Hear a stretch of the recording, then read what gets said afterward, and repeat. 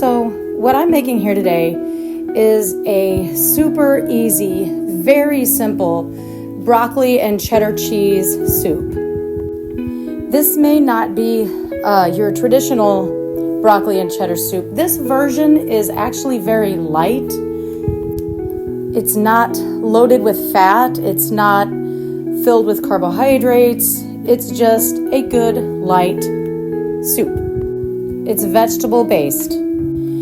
And hey, don't be bashful about looking in the freezer section for onions that are already chopped. You can find them in the produce department sometimes already chopped as well. That would save you time. That would save you a step for sure.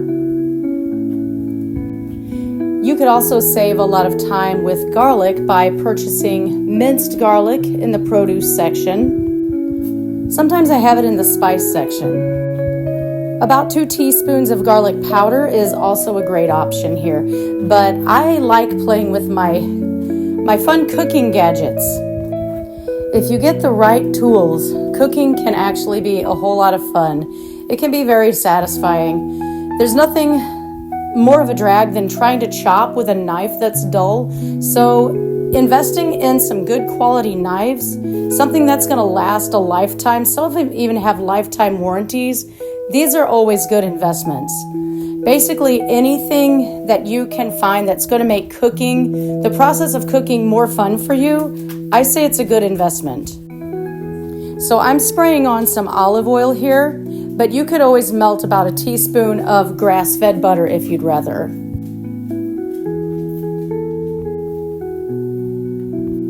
Again, here you could use fresh vegetables if you'd rather. I use frozen quite a bit. So when these vegetables are picked, they're usually flash frozen, usually very quickly. Like they're not sitting on the shelf for any amount of time like a lot of what we find on the produce section, unfortunately.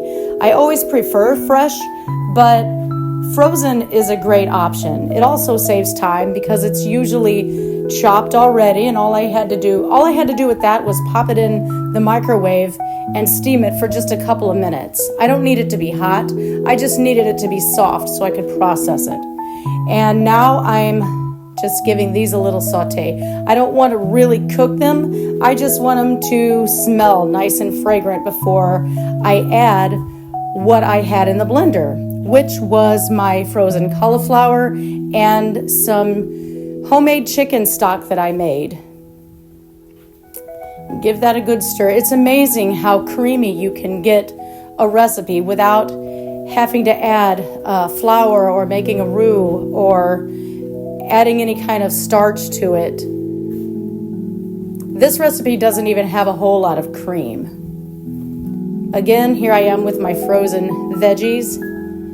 I'm not opposed to fresh. It's just that frozen it's more convenient for me because I never know what I'm going to be in the mood to make. And so if I get too many fresh veggies, I find that they go bad in my refrigerator, and I don't want that. So here I am with another fun cooking gadget, which of course you can go and buy a bag of cheese that is already shredded.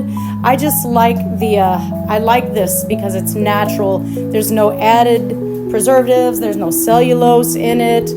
But if shredding something like this is going to keep you from cooking at home, definitely just get a bag from the dairy section. You can find it already shredded. Here it is going in. I've got 2 kinds of cheddar and a Parmesan in this. Of course, you can use any combination of cheeses that you like. Just a tad bit of cream. That's only about 1/4 cup, and this makes 4 servings. So I did not add very much fat to this recipe at all. This is a great, delicious, light option. I think I'm safe to say that it's the flavor we're going for, not the fat. This is just loaded with flavor.